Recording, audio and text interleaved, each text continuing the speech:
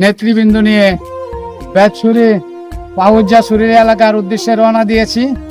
এখন আমরা এই মাইনী নদীতে নদী পার হচ্ছি।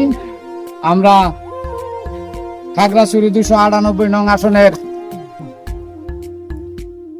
এমপি প্রার্থী জনাব অদূত ভূঁইয়া মহোদয়ের ধানের শীষের প্রচারণার জন্য আমরা এই নদীর ওপারের কাছাকাছি চলে আসছি। আমরা এখন উপরে উঠবো পাহাড়ি পাড়া 1 নং মেরুং ইউনিয়ন 4 নং ওয়ার্ড নদীর ওই পার পাউজ্জাছড়ি এলাকা লক্ষ্মী কারবারি পাড়ায় অবস্থান নিচ্ছি। আমাদের গণসংযোগ ধানের শীষের পক্ষে, অদূত ভূঁইয়ার পক্ষে। আমরা এলাকার আনাচে কানাচে পাহাড়ে বন্দরে যাচ্ছি। এমত অবস্থায় আমাদের এলাকার এই পাউজ্জাছড়ি এলাকার তরুণ নেতৃত্বের অধিকারী আমাদের বাবু উত্তম বাবু আমাদের দুর্দিনে আমাদের সাথে সহযোগিতায় ছিল, সুদিনেও আছে। এখন আশ্রয় প্রশ্রয় আমাদেরকে দিয়েছে। দুর্দিনে আমরা প্রায় 3-4 মাস এই পাহাড়ে ছিলাম। তারা আমাদেরকে ল্যাপ, তুষক, বালিশ, খানা দানা দিয়ে এমনকি পানিটা পর্যন্ত বয়ে আমাদেরকে সহযোগিতা করেছে দুর্দিনে। যা আওয়ামী লীগের ফেসিবাদের সন্ত্রাসীরা আমাদেরকে এভাবে তাড়া করে বেড়াইছিল, তারা আমাদেরকে বুকে আঞ্জা করে রেখেছে। অতএব তাদের কাছে আমরা আমাদের এই আজকের কাঙ্ক্ষিত যে মার্কা ধানের শীষ, আমাদের যে খাগড়াছড়ির নেতা অদূত ভূঁইয়া মহোদয়ের আহ্বান জানিয়ে বা তার নমস্কার নিয়ে আমরা বাড়ি বাড়ি যাচ্ছি। এমনকি আমাদের এই বাবু উত্তম বাবু আমাদের যেই সহযোগিতা করেছে, সেই সহযোগিতার আলোকে আজকে তার কাছে আমরা এই ধানের শীষ সম্পর্কে 2-1টি কথা শুনতে চাই। অদূত ভূঁইয়া মহোদয়ের সম্পর্কে 2-1টা কথা শুনতে চাই। এমনকি আমাদেরকে সমর্থনের পক্ষে ওনার 2-1টা কথা শুনতে চাইতেছি। বাবু উত্তম বাবু। ধন্যবাদ আমার শ্রদ্ধেয় কাকু। যে একটা প্রতীক যে আমাদের ধানের শীষ দীর্ঘ অনেক এগুলো হলো পুরনো রাজনৈতিক দল। আমরা ওনাদের যে প্রতীক বিএনপি যে ধানের শীষ, এই ধানের শীষে আমরা যখন ছোট ছিলাম তখন থেকে আমরা দেখতেছি ওনাদের যে নেতৃত্ব এবং ওনাদের যে মানে মন মানসিকতা, যে ওনাদের যে নেতা যারা আছে তারা অত্যন্ত সহযোগী এবং যে আমাদের গ্রামের যে যত কিছু মানে অন্যান্য দেশের থেকে বা অন্যান্য জায়গা থেকে আমাদের এখানে অরাজকতা করতে আসুক, কিন্তু ওনাদের যে মানে আস্থা, ওই আস্থা দিয়ে আমরা এখানে পাহাড়ি বাঙালি একজোট হয়ে থাকি সম্প্রীতি ভাবে। আমরা যে কোনো আচার আচরণ বা যে যেমন মিটিং মিছিল বা বিচার আচার আমরা উভয় পক্ষে মিলে ওটাকে কিভাবে আমরা ভালোভাবে মানে সংযোগ করা যায়, কিভাবে মিলেমিশে কাজ করা যায়, ওইভাবে আমরা যেভাবে আমরা আগেই ছোট থেকে আমাদের বাবার দাদা আমর থেকে যেভাবে ওনাদের সাথে সম্পর্ক। এবং আমি তো এখনো তরুণ, আমি তো ওনাদের যে শিক্ষা এখনো যে ছোটবেলা থেকে ওনাদের পাড়ার স্কুলে আমি যেতাম, ওই ছোটবেলা থেকে আমি যে ওনাদের আচার আচরণে যে আমি মুগ্ধ। এবং এই যে আমাদের যে প্রতীক, ওনাদের যে প্রতীক, এটা আমাদের বাংলাদেশের প্রতীক। আমাদের ভবিষ্যতে যে একটা রূপরেখার জন্য এই প্রতীক নিয়ে আসছিল ওনারা আমাদের গ্রামে। অবশ্যই আমরা এই প্রতীক নিয়ে আমরা আমাদের গ্রামে ওনাদের সাথে একমত। ভবিষ্যতেও আছি, বর্তমানেও আছি। যেহেতু আমরা এই ধানের শীষে ভোট দিয়ে আমাদের প্রাণপ্রিয় নেতা খাগড়াছড়ির যে অভিভাবক, ওনাকে আমরা জয়যুক্ত করতে চাই। এবং উনি যদি আমাদের জয়যুক্ত হয় এবং আমাদের এলাকা এবং আমাদের আমাদের যে ফাড়ার যে অসুবিধা, উনি আমাদের যে এই আগে যে উনারা যে আমাদের গ্রামে ছিল ওইটাও একদিন এসে দেখে যাবে যদি জয়যুক্ত হতে পারে। এবং আমরা আশা করব ভবিষ্যতে ওনাকে জয়যুক্ত করার জন্য। এবং এই যে ধানের শীষ, এই ধানের শীষে আমরা ভোটটা দিয়ে আমাদের প্রিয় নেতা এবং খাগড়াছড়ির অভিভাবককে আমরা জয়যুক্ত করব। ধন্যবাদ, ধন্যবাদ।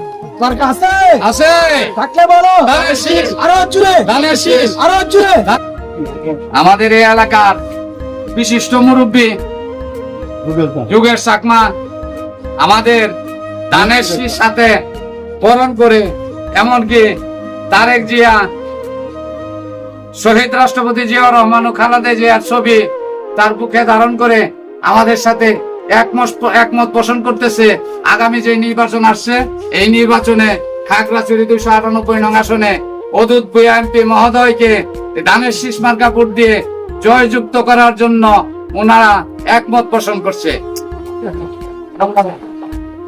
আমাদের মার্কা কি দাদা? ধানের শীষ। আমরা ভোট দেবো কোথায়? আমাদের নেতা কেন? অদূত ভূঁইয়া। আচ্ছা, অদূত ভূঁইয়া, ধন্যবাদ। এই পাওয়াজ্জাসুরি পাড়া লক্ষ্মী কারবারি মহোদয়কে ধন্যবাদ। এবং ওনার কাছে দাবি করব, আমরা এই অত্র এলাকার যারা পাহাড়ি এবং বাঙালি আছি সকলেই মিলেমিশে যেমন একত্রিত বসবাস করতে পারি, সেজন্য আমাদের সাথে মিলেমিশে কাজ করবে এবং আমাদের দানের সামনে ভোট দিবে, এই আশা রাখছি আমি। দাদা, আমরা আপনাকে সালাম জানাইছি এবং এই ধানের শীষের পক্ষে প্রচারণায় আমাদের সাথে আপনারাও অংশগ্রহণ করতে হবে এবং আমাদের সাথে আপনারাও চলাফেরা করতে হবে। আমরা চলাফেরা একসাথে করবো এবং চাইবো, এতে আমরা মতামত কি অবশ্যই করবো। হ্যাঁ, তাহলে আমরা সবাই ইনশাআল্লাহ অদূত ভূঁইয়ার পক্ষে আছি। হ্যাঁ, অদূত ভূঁইয়ার পক্ষে সবাই আছি, ধানের শীষের পক্ষে সবাই আছি। আমাদের মার্কাটা কি? পাহাড়ি বাঙালি অদূত ভূঁইয়া। আমাদের